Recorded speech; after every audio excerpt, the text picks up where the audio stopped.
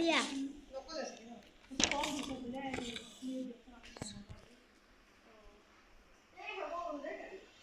এহৰ ঠিক আগৰ সংখ্যাটো কি 999 তোমাৰ গণিতৰ কিতাপখনৰ আকৃতি কি আয়তীয় ঘনক কিমান হ'ব 4/506 দোস্ত ইয়াত লিখিব লাগিব 4506 আৰু সকলো কাষৰ জোখ সমান থকা আকৃতি কি বুলি কোৱা হয় ঘনক তিনিটা চতুৰ্থাংশ কৰি লিখা তিনি আচৰাল দি আপুনি চাই দিব 2 নম্বৰ হ'ল বিস্তৃত ৰূপ লিখা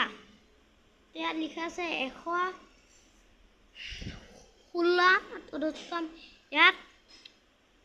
9000 দি ইয়াত 0 দি আৰু ইয়াত 10 দি আৰু ইয়াত 6 ইয়াত 7693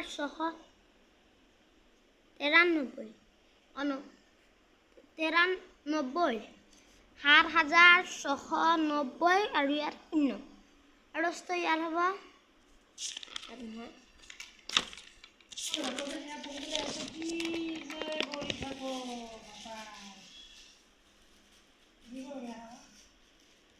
তলৰ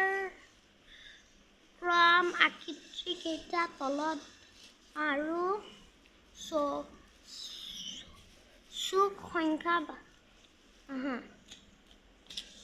আকৃতিৰ ঘনক চুক 6টা আৰু তল ইমান শংকুৰ চুক 5টা আৰু তল ইমান যোগ কৰা ইয়াত দেখিব পৰা গৈছে মই উত্তৰসমূহ চমুকে লিখি দিছোঁ আপোনালোকে বনাও লিখিব পাৰে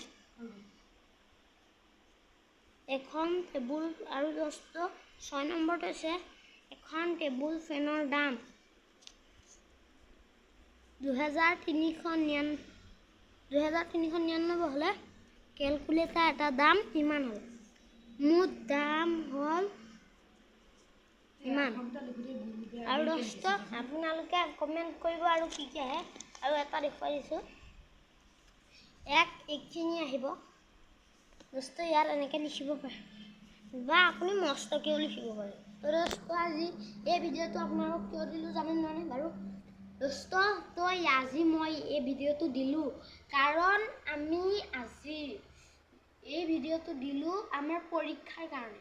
গণিতৰ যিহেতু আমাৰ 1 নম্বৰ পৰীক্ষা আহি আছে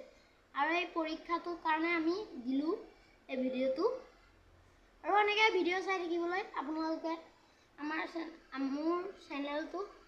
চেনেলটো ছাবস্ক্ৰাইব কৰি ৰাখি লগতে যদি ভিডিঅ'টো আপুনি ভাল পায় তেনেহ'লে লাইক এটা কৰি দিব প্লিজ নমস্কাৰ